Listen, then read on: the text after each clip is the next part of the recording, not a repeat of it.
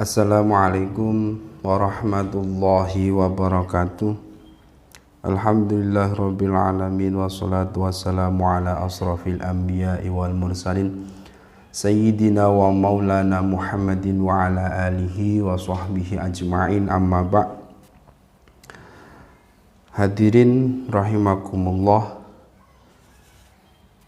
kita akan membahas kitab Risalah Tuntunan Sholat Lengkap, di mana kitab ini disusun oleh Dr. Andes Muhammad Rifai dan diterbitkan oleh PT Karya Toha Putra Semarang. Kita insya Allah akan membahas lengkap mulai dari awal sampai akhir, ya, dan secara berkala dan rutin, insya Allah. Semoga Allah mengabulkannya, amin Allahumma amin. Mari kita mulai dari pembahasan awal, yaitu bab 1 tentang pengantar umum. Bagian A, hukum Islam. Dalam Islam, nomor 1 itu ada yang dinamakan dengan mukallaf atau istilah orang mukallaf. Apa sih orang mukallaf? Orang mukallaf ialah orang muslim yang dikenai kewajiban atau perintah dan menjauhi larangan agama karena telah dewasa dan berakal balik serta telah mendengar seruan agama. Jadi dalam Islam itu ada yang dinamakan atau istilahnya mukallaf atau disebut juga orang mukallaf, yaitu orang yang sudah dewasa, orang Islam yang sudah dewasa, ya, dan juga memiliki akal yang sempurna dan juga telah mendengar atau menerima tentang seruan perintah agama. Itu yang dinamakan mukallaf. Lah, nanti apa saja yang harus dilakukan oleh orang mukallaf nanti kita bahas selanjutnya, ya. Yang perlu dipahami pertama adalah mukallaf. Kata-kata mukallaf. Mukallaf itu orang Islam yang sudah baligh dan berakal. Ada orang Islam yang sudah baligh tapi tidak berakal sehat, contoh orang gila, ya, atau memiliki kekurangan IQ-nya sehingga menjadi tidak sempurna, tidak memiliki akal yang sempurna, atau itu tidak disebut orang mukallaf. Dan sudah akil balik. Akil balik itu sudah mencapai balik, ya. Kalau perempuan itu sudah haid, ya. Kalau perempuan baliknya itu ketika perempuan itu sudah mengeluarkan darah haid, itu bisa disebut balik. Kalau laki-laki itu biasanya sudah bermimpi keluar air maninya. Biasanya kalau perempuan keluar darah haid itu sekitar usia mulai dari 9 tahun. Ada yang 9 tahun sudah keluar, 10, 11 sampai 12 tahun. Ya, rata-rata itu di antara 10 sampai 12. Dan kalau yang laki-laki, akil balik atau balik itu biasanya berusia antara 12 sampai 15 tahun. Itu ketika seorang laki-laki, anak laki-laki mimpi basah, mimpi sehingga keluar maninya, itu berarti anak itu sudah dinamakan akil balik. Nah, kalau sudah menetapi semua itu, sudah dewasa, sudah besar, sudah balik, berakal sehat, maka dia disebut sebagai orang mukallaf. Lanjutnya dalam Islam nomor 2 ada hukum-hukum Islam.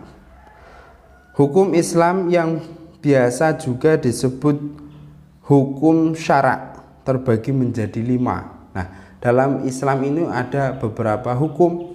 Hukum dalam Islam ini terbagi menjadi 5. Yang pertama wajib, kedua sunnah, ketiga haram, keempat makruh, dan kelima mubah. Hukum dalam Islam itu ada 5, ya, bukan hanya 1 atau 2, ada 5, diingat. Pertama wajib atau fardu, yang kedua sunnah, yang ketiga haram, yang keempat makruh, dan yang kelima mubah. Itu ada 5.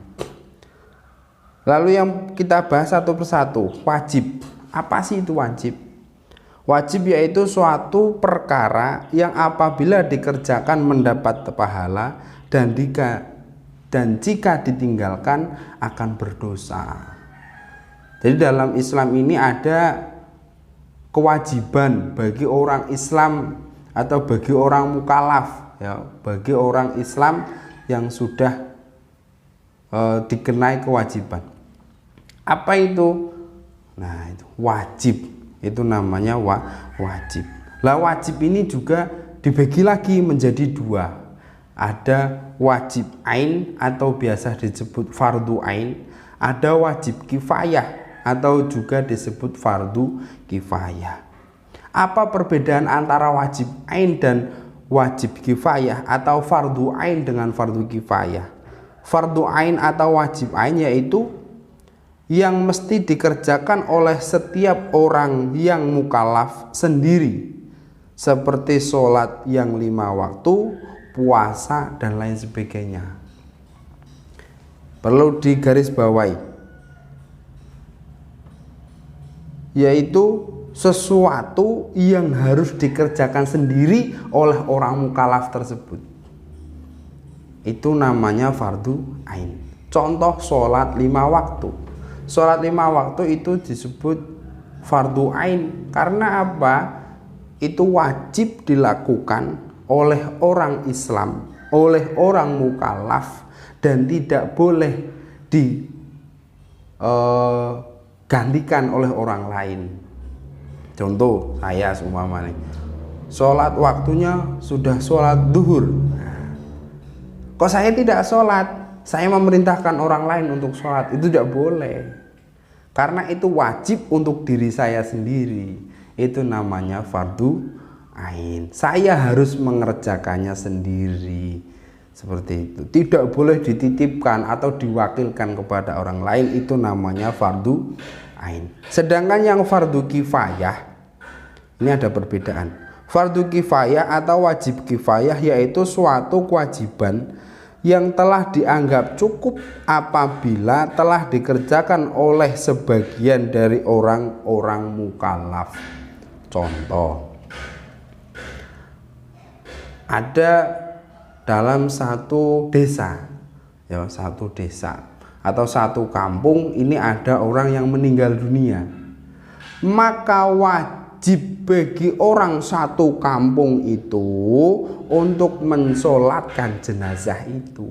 Nah, wajibnya itu disebut wajib kifayah atau fardu kifayah, bukan fardu ain tapi fardu kifayah, yang artinya apabila sudah ada yang melakukan sholat mayit, ya, apabila sudah ada orang kampung tersebut yang telah melakukan sholat mayit, berarti fardunya itu sudah terpenuhi.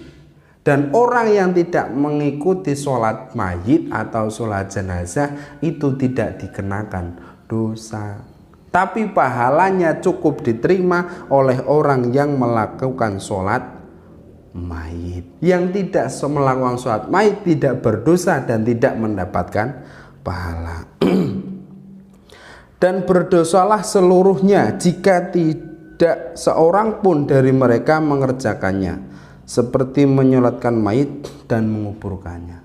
Nah, seperti contoh tadi, bila satu kampung ada yang meninggal, ya, dan satu kampung itu tidak ada yang mau mensolatkan mayit itu, dan tidak ada yang mau menguburkan mayit itu, maka satu kampung itu, orang Islam dalam kampung itu berdosa semua. Kalau sudah ada yang mengerjakan walaupun sebagian kecil, itu sudah tidak berdosa. Itulah yang disebut dengan fardu kifayah. Beda dengan fardu ain. Kalau fardu ain itu kita harus mengerjakan sendiri. Kalau fardu kifayah, kalau sudah ada orang lain yang mengerjakan, maka kewajiban bagi kita sudah gugur atau sudah selesai. Seperti itu. Yang kedua ini adalah sunnah. Yang tadi wajib, sekarang sunnah yang kedua.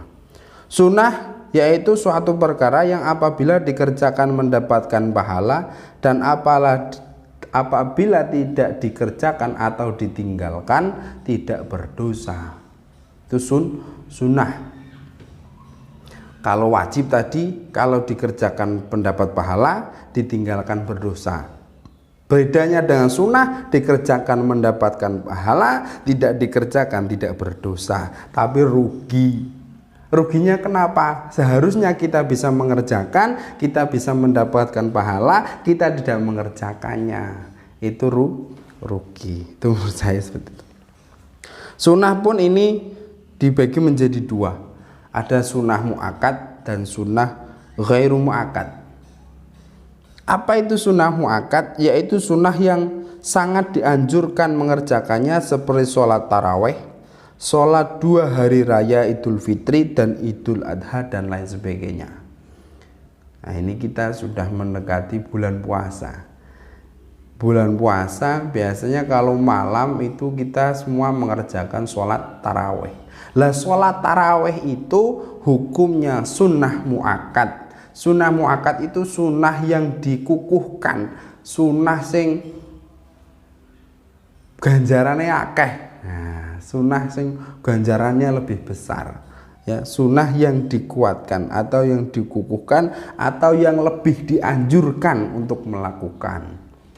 Seperti kita sholat tarawih, ya, sholat tarawih dan sholat hari raya Idul Fitri, hari raya Idul Adha, itu termasuk tergolong dalam sunnah muakkad, sunnah yang dianjurkan mengerjakannya. Seperti itu sunnah. Yang kedua ada sunnah ghairu muakkad.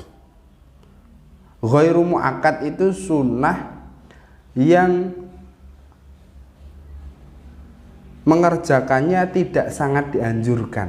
Nah, berarti kebalikannya dari sunnah muakkad. Nek sunnah muakkad itu sangat dianjurkan kita untuk melakukan sholat sunnah itu, melakukan pekerjaan sunnah itu. Kalau yang ghairu muakkad ini yang sunnah yang biasa, yang kita tidak dianjurkan. Kemudian hukum yang ketiga dalam Islam itu ada hukum haram. Apa itu haram? Haram itu kebalikannya dari wajib. Apa pengertiannya? Haram yaitu suatu perkara yang apabila ditinggalkan mendapat pahala dan jika dikerjakan mendapatkan dosa. Seperti minum minuman keras, berdusta, mendurhakai orang tua dan sebagainya. Ya, ini haram. Haram itu kebalikannya dengan wajib. Haram apabila kita melakukan pekerjaan yang diharamkan, yang dilarang. Haram itu dilarang. Apabila kita melakukan pekerjaan yang haram atau dilarang oleh agama, maka kita mendapatkan dosa. Beda dengan yang wajib. Kalau wajib kita lakukan, kita mendapatkan pahala. Bila ditinggal mendapatkan dosa. Lah ini kalau haram kebalikannya dari wajib. Kalau kita melakukan pekerjaan haram berarti kita mendapatkan dosa, dan apabila kita meninggalkan pekerjaan yang haram kita akan mendapatkan pahala. Contoh di sini. Seperti meminum minuman keras, minum khamr dan lain sebagainya, itu sangat dilarang dalam Islam. Apabila contoh kita minum khamr walaupun sedikit, setetes 2 tetes, namanya barang haram, tetap haram dan kita mendapatkan dosa dari meminum khamr.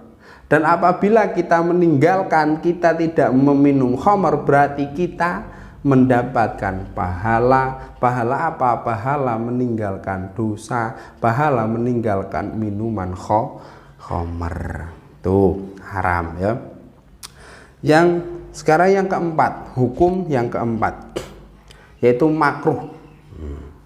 Apa itu makruh? Yaitu suatu perkara yang apabila dikerjakan tidak berdosa, dan apabila ditinggalkan tidak mendapatkan pahala, seperti makan pete dan bawang mentah dan lain sebagainya. Makruh. Makruh itu sesuatu yang dibenci tapi tidak haram. Maka makruh ini dikatakan perkara yang apabila kita mengerjakannya kita tidak berdosa, dan apabila kita meninggalkannya kita mendapatkan pahala. Itu namanya makruh. Contoh pete. Nah, pete itu makruh. Ada yang mengatakan makruh, di sini disebutkan contohnya pete ya. Kita makan pete, ini kita tidak berdosa. Tapi ketika kita meninggalkan pete, ya kita mendapat. Kenapa? Karena pete ini bisa membuat darah tinggi. Yang darah tinggi bukan kita saja, tapi orang yang ada di sekeliling kita. Contoh, saya makan pete, habis itu saya ngobrol sama temen. Nanti temennya yang darah tinggi. Kenapa? Karena bau. Dia yang marah-marah, berarti dia yang darah tinggi. Ya, seperti itu. Ya, itu makruh. Makruh, kita melaksanakan tidak berdosa, kita meninggalkan mendapatkan pahala. Makruh namanya. Contoh lagi, makan jengkol. Jengkol itu banyak yang suka, saya juga suka jengkol. Pete, saya suka pete. Makan tapi secukupnya, enggak berlebihan, melaske tonggone. Kasihan teman kita, ya, kasihan saudara kita yang kita ajak ngobrol, mambu pete, mambu jengkol, kasihan. Makruh itu. Yang nomor 5, mubah. Mubah ini apa? Yaitu suatu perkara yang apabila dikerjakan tidak mendapatkan pahala dan tidak berdosa, dan jika ditinggalkan juga tidak berdosa dan tidak mendapatkan pahala. Jelasnya boleh saja dikerjakan dan boleh ditinggalkan. Namanya mubah. Mubah di sini disebutkan apabila kita melaksanakannya kita tidak berdosa dan tidak mendapatkan pahala, dan jika kita meninggalkannya pun kita tidak berdosa dan tidak mendapatkan pahala. Namanya mubah. Contoh, makan dan minum. Hukum asalnya makan dan minum itu mubah. Jadi kita tidak makan tidak berdosa, kita makan pun tidak berdosa. Kita minum tidak berdosa, kita tidak minum tidak berdosa. Nah, itu yang disebut namanya mubah, seperti makan dan minum, ya. Paham ya? Itu hukum dalam Islam ada 5. Kita ulangi, hukum dalam Islam ada 5. Pertama wajib, kedua sunnah, ketiga haram, keempat makruh, dan kelima mubah. Itu hukum-hukum dalam Islam. Wajib dibagi menjadi 2, ada wajib ain, ada wajib kifayah. Sunnah ada 2, sunnah muakkad dan sunnah ghairu muakkad. Terus juga haram, makruh, mubah. Itu hukum-hukum dalam Islam. Itu cukup pembahasan kali ini. Saya kira cukup ya. Kita lanjutkan insya Allah pertemuan yang akan datang. Pertemuan yang akan datang kita akan membahas syarat dan rukun. Nah, kita tadi sudah membahas tentang mukallaf, orang mukallaf, dan kita sudah membahas istilah-istilah hukum atau hukum-hukum dalam Islam. Semoga Allah Subhanahu wa taala memberikan ilmu yang bermanfaat kepada kita semua, dan akhirnya saya pamit. Mohon maaf apabila banyak kesalahan tutur kata dan pembahasan yang kurang berkenan di hati panjenengan semua. Kami mohon maaf yang sebesar-besarnya. Akhiru kalam wallahu muwaffiq illa aqwamit thoriq. Wassalamualaikum warahmatullahi wabarakatuh.